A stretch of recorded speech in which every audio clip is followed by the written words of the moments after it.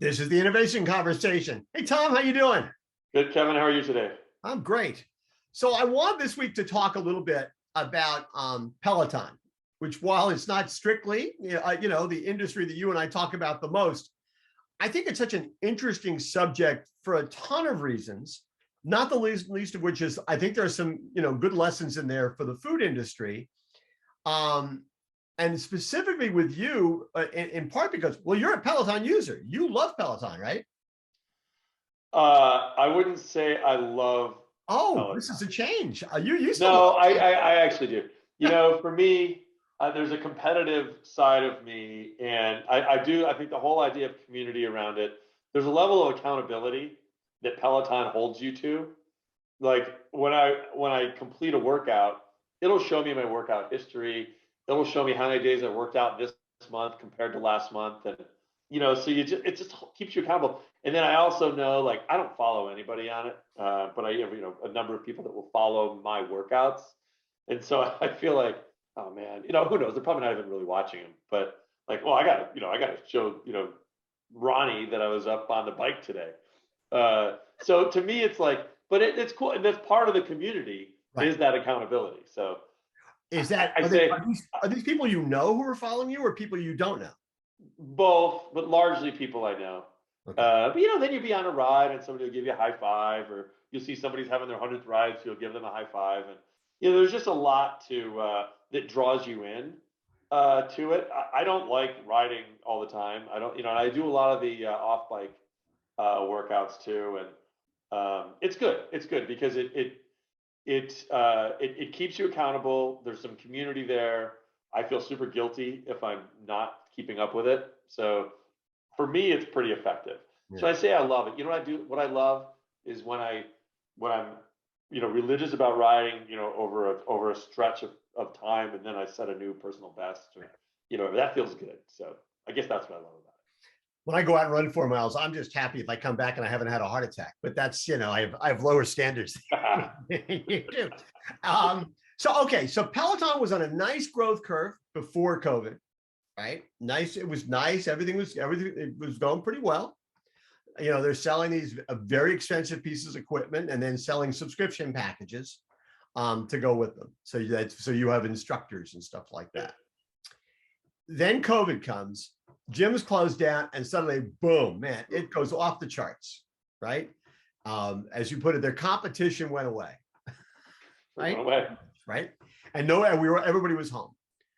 And then, as I understand it, all of a sudden, as gyms start to reopen, well, they have a couple of problems. First of all, they can't keep up with demand, right, during COVID. So they have a problem there, right? Yeah. And in other words, suddenly they can't live up to the promises they're making. Right. Lots of production, lots of delivery, big surge in business. Also have a problem in terms of just stuff. Well, I guess you can control it. Kid gets killed, and there are a bunch of injuries. So that happens. They get bad PR. Then gyms start to open, and suddenly people aren't buying Peloton. So their numbers just down the toilet. Billions of dollars in market share they lose. I think it was something like 85% of their market value they've lost since the heights during COVID. And it's interesting, and this is a company that I think most people would consider to be innovative, right? They sort of invented the whole idea of a connected fitness segment. Yep. And in fact, there was a piece in the New York Times, and they were talking to the new CEO. They have a new CEO because the founder CEO is been moved upstairs to be the chairman. And they ask him, how big is the TAM, the total addressable market? And Barry McCarthy, the new CEO, says, well, you can't possibly know what the TAM is because you're in the middle of inventing the TAM. Now, that could be a little hyperbole, but wouldn't everybody like to be in the business where they're inventing the total addressable market as they go?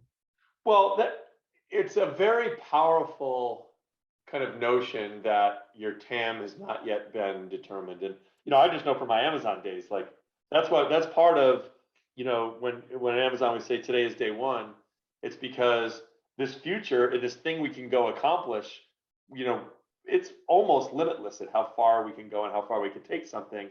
So, I think that idea of a limitless addressable market can be very powerful as a motivator, to innovate, right? To kind of charge hard.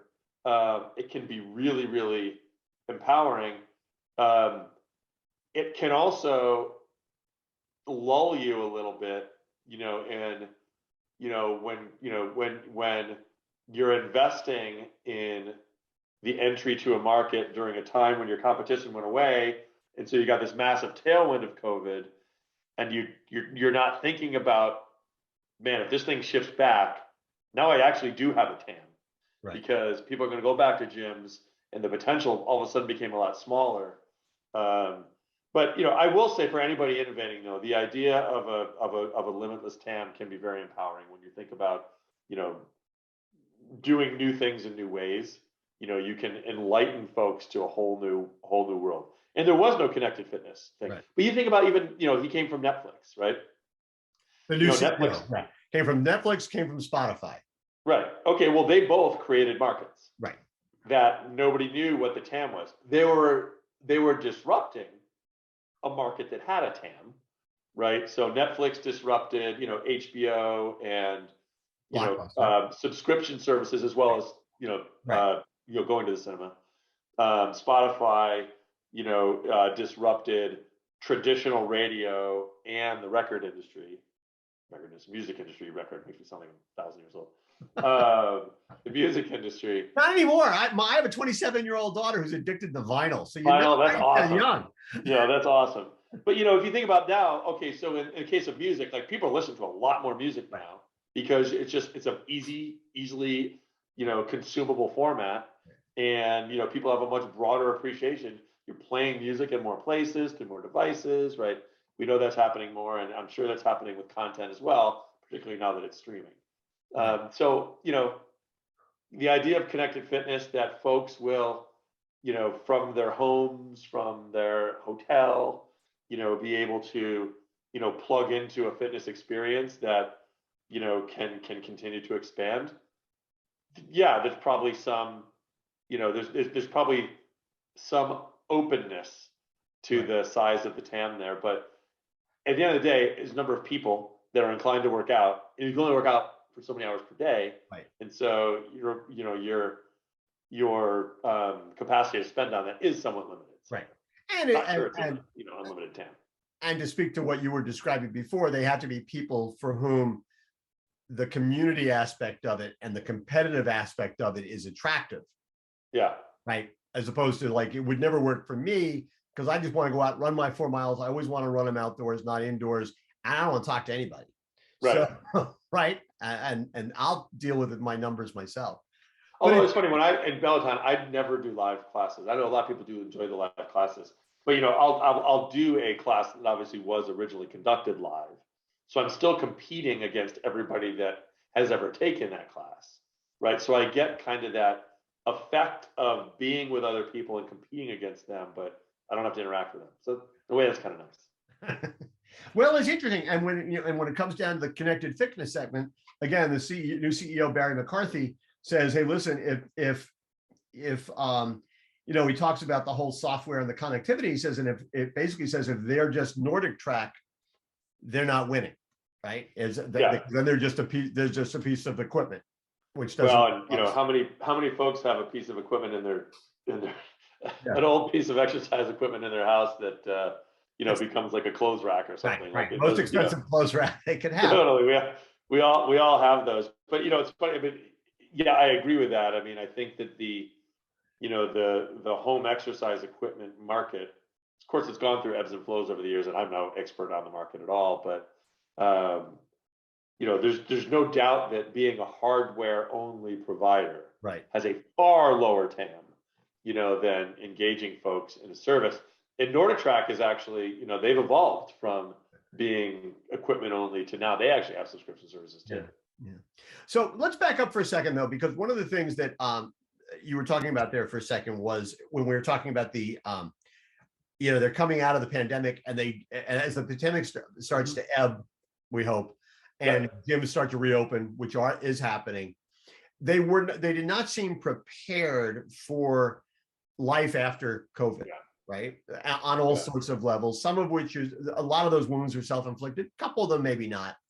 But and that strikes me as being sort of a sort of a metaphor in some ways for what's going on in the supermarket industry, because I don't think that most retailers, they all got a bump in terms of e-commerce during COVID, and they all did a lot more business in terms of fresh food and meal solutions. Yep. Use an old term, because restaurants were closed. Yeah. But I don't think most of them did a particularly good job of saying, okay, when it's over, how are we going to sustain those pieces of business? How are we going to keep that business as opposed to give some of it up to a resurgent restaurant industry? Absolutely. And the grocery industry probably had a better opportunity than even Peloton did, right? So, well, Peloton had this massive opportunity, but then they had to go out and invest in production capacity, right? Supply chain, their distribution network, right? Getting this stuff out and set up in homes and all that, right? And you lean in and invest in that, and you put a whole bunch of capital toward that. And then when it goes to slow down, all of a sudden your warehouses are full of product. You've got so much capital tied up in that, and then your new user adoption is going to obviously fall way off. Right. In the grocery industry, related to e-commerce, you had a big shift because of necessity.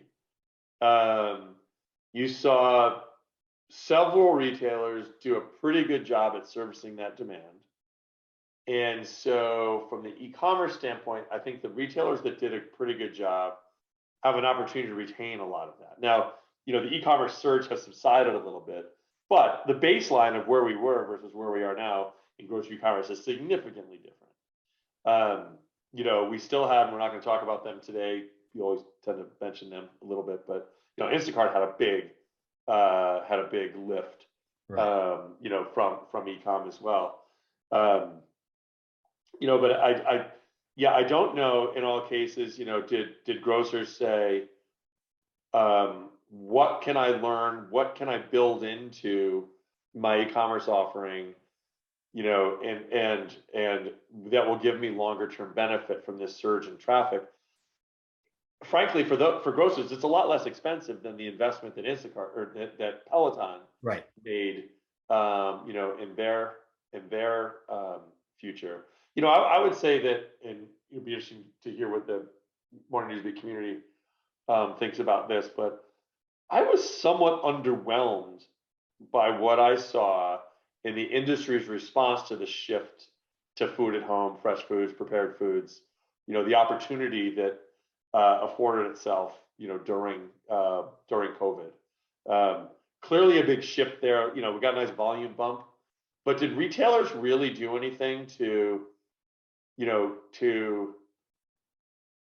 further engage and deepen their relationship with their customers around these products, these opportunities? Did they help their customers think about, what meal am I going to put on the table tonight? Did they help them with cooking techniques and recipes and inspiration? Did they help them discover new prepared foods, take them on a culinary journey that they weren't on before? They had them captive, some probably did. My guess is some of the better operators that already had kind of a culinary flair probably did. But, did we miss an opportunity there? And not for nothing, that opportunity is always going to be there, because folks always, struggle, and it's always a top priority of the household to put good meals on the table. Whether I'm getting that delivered from a restaurant, or whether I'm going out to a restaurant, or whether I'm going to work with my grocer to get that.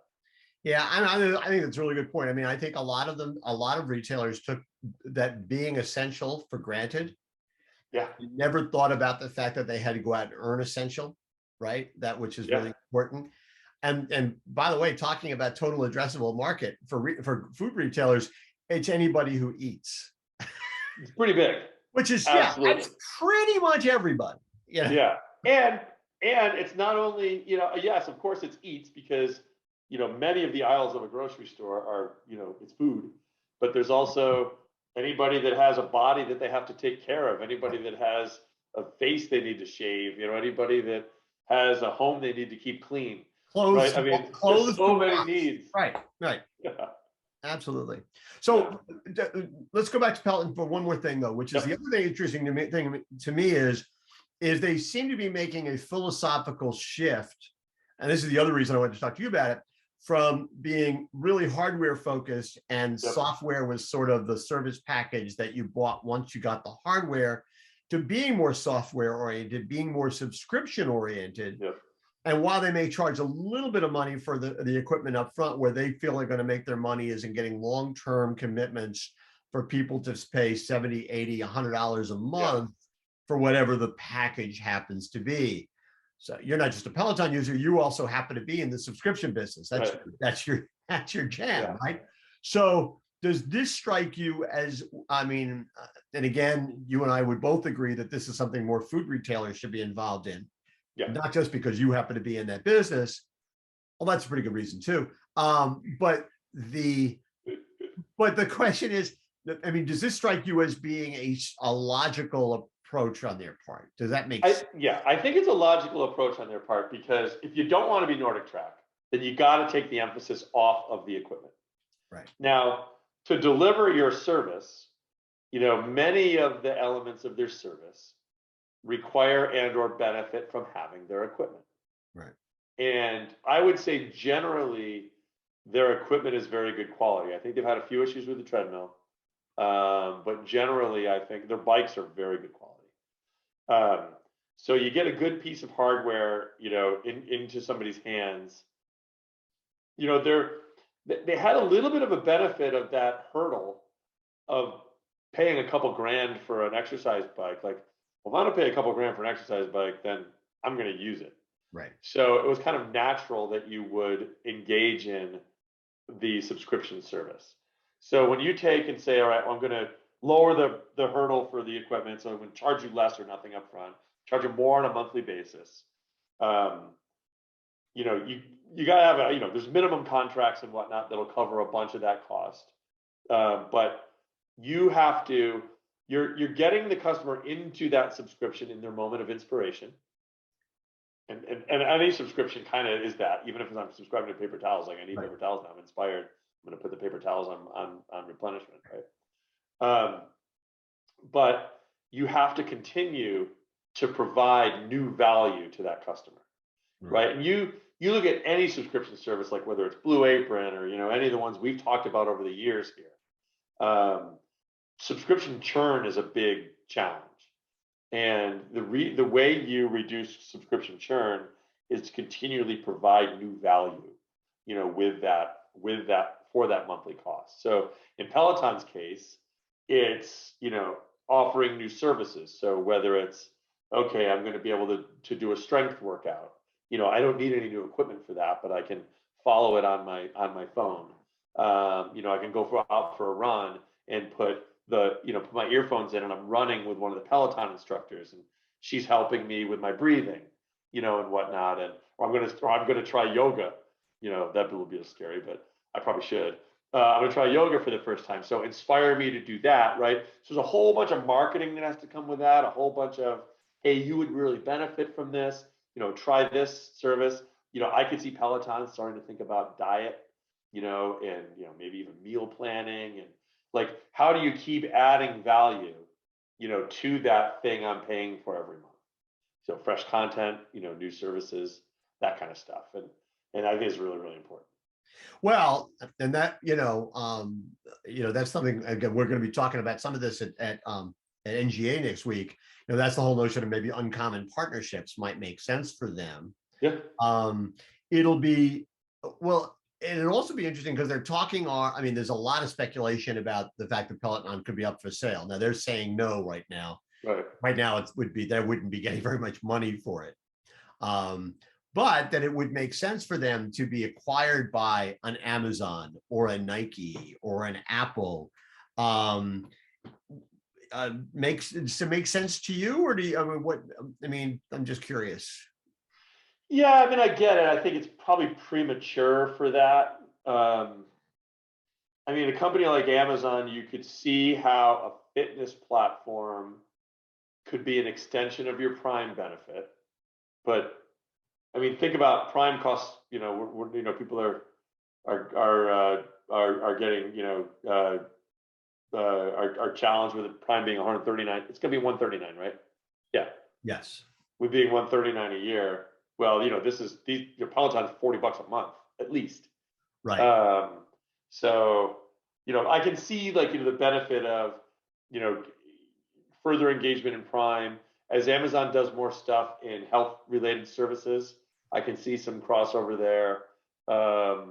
Same for Apple, right? Same And deal. Apple, absolutely. Same Yeah, same with Apple. Any of those guys. So, yeah, perhaps, but I think for any of those guys to make that acquisition in the near term, you would definitely want to get a deal, Right. and then you would also want to think about ways that you could further. This sounds so inhuman, but you could further monetize those customers, right, beyond what they're already paying with Peloton or what they're already paying with you.